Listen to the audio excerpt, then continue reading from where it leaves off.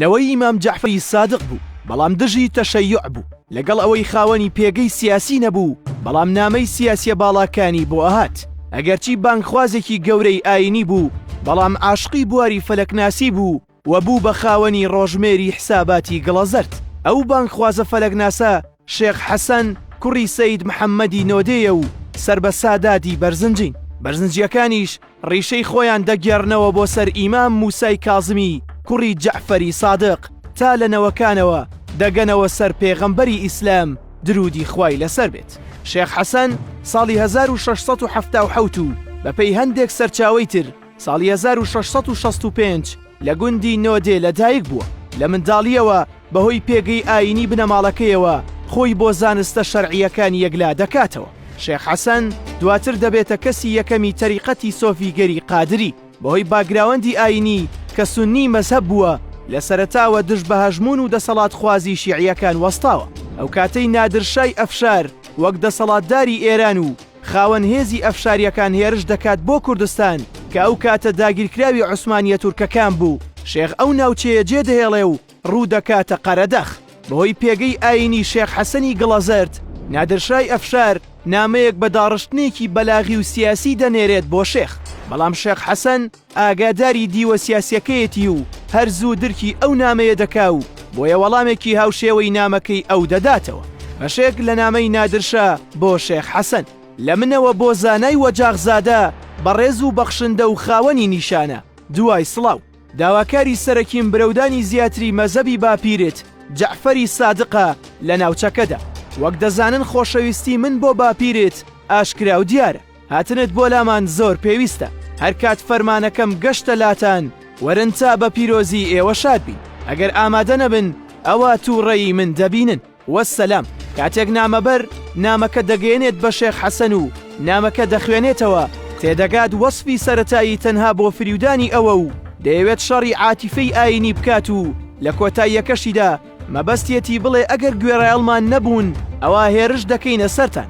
شێخ حەسەن بەپێی سەرچاوە مێژوویەکانی ئەو کات لەژێر هەژمونی سونی گەرایی عوسمانی بووە و خاوەنداریەتی لە تەریقەتی قادری کردووە، بۆیە نەیدەتوانی ڕێگە بدات بە مەزهەبی شیعە.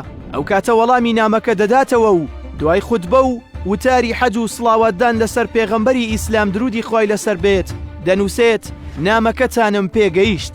دەربڕینی خۆشەویستی بۆ باپیرانم گەر گرێدراوی ڕق و تووڕەیی بێ بەرامبەری هاوڵانی پێغەمبەرە ئەوە سوودی پێناگەیەنێ و دەبێتە هۆی سزا و لێپرسینەوەی ئیلاهی. ئەو بەشەی کە دەڵێی ئامانجم برەودانە بە مەزهەبی ئیمام جەعفەری سادق سەلامی خوای لێبێ، ئەوە ئیمام خۆی یەکێک بووە لە تابع و شوێن کەوتوانی پێغەمبەر و هاوڵانی. گەر ڕێبازەکەی کۆکرابایەوە ئێمە شوێنی دەکەوتین چونکە ئێمە لەنەوەی ئەوین.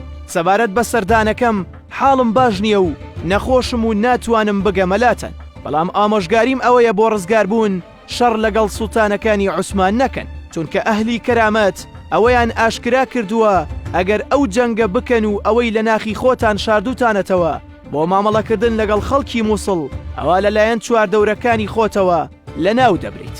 بەپێی سەرچاوەکان بە بەردەوامی ئەو نامەئاڵ و گۆڕیانە هەبوون لە نێوان شێخ حەسەن و کاربەدەستانی سیاسی. تەنانەت لە نامەیەکدا هەمان هۆشداری دەدات بە میری قەڵاچوالان ئەوەی گرنگ و جێگەی ئاماژەیە لە ژیانی شێخ حەسەن کە تا ئەم ڕۆژبوونی هەیە دیدی ئەوە بۆ بواری فەلەکناسی.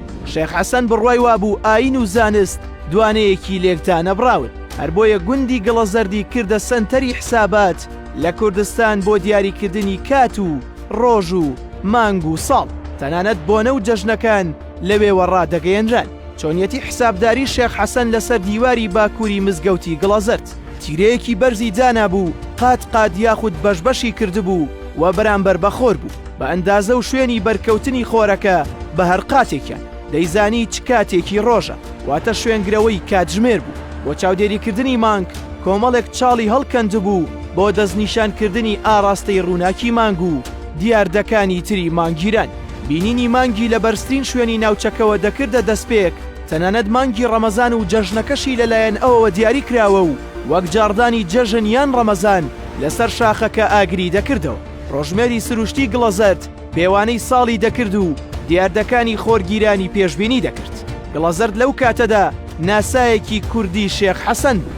گەر ئەمڕۆ ئەو هەموو پێشکەوتنانەی جیهان لە بواری فەلەکی و ئەستێرەناسی و فەزا بەدەستی هێنابێت ئەوە کورد نەک شوێنی لەو هاوکێشەیەدا نەگرتووە بەڵکو چاوەڕوانە کاتی بۆنە و یادەکانی خۆی پێ بڵێن لە کاتێکدا بەبێبوونی ئامێری پێشکەوتوو شێخ لە گوندێکی دوورەدەستی کوردستان تەواوی هەواڵە ئاسمانیەکانی لەوێوە دەگەیاند بە گوند و شارەکانی تری کوردستان شارەزایان بڕۆیان وایە گەر لە ڕووی زەمەنی و کاتەوە سەیری جوڵەکان بکرێت لە بواری زانستیدا ئەوە گڵەزەرد ڕۆڵی ناوەندێکی گەورەی عیلمی بینیوە و بووە بە خاڵێکی درەوشاوەی زانستی کورد کە لەو کاتەدا نەتەوەکانی تر پێیان پێ نەبردووە.